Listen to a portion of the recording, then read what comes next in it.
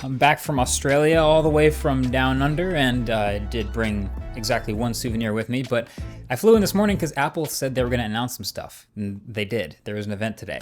So here's my first impressions. So we got the iPhone 16 and 16 Pro today, along with new AirPods and Apple Watch, and I've got some hands-on and some first impressions for you of all that stuff right here. So let's just start with the new phones. We knew this was coming, right? A very, very minor incremental overall update. But somehow Apple's still got to try to get people to buy it, so what will they do?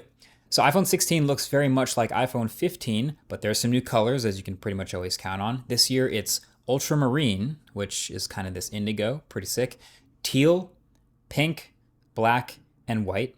And the cameras, instead of being diagonally oriented, are now lined up again next to each other like it was back in the iPhone 10 days.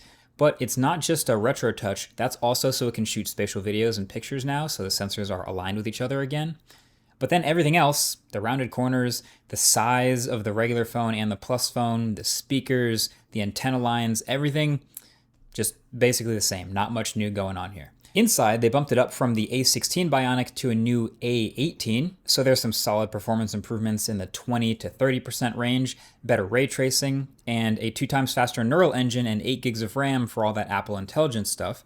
Really the most underrated new hardware to me, though, that they talked about is Apple briefly mentioned that these new phones will all have larger batteries, and so that seems to imply that it will actually have better battery life, but also at no point did Apple ever say any numbers. Not a single number was uttered during the battery section, no graphs or anything like that. So we don't know exactly how much bigger this new battery actually is, and the only numbers we've been able to find is if you look on Apple's compare page for the phones, it said the iPhone 15 would get a battery life of 20 hours of video playback, and this new 16 gets 22.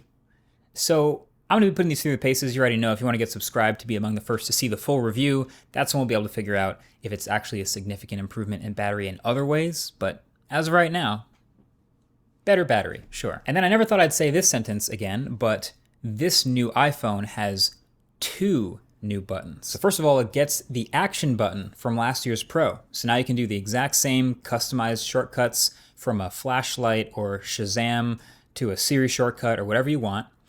And then there's also another new button called Camera Control. And this second button, it's a touch sensitive cutout covered in sapphire with a Taptic engine behind it.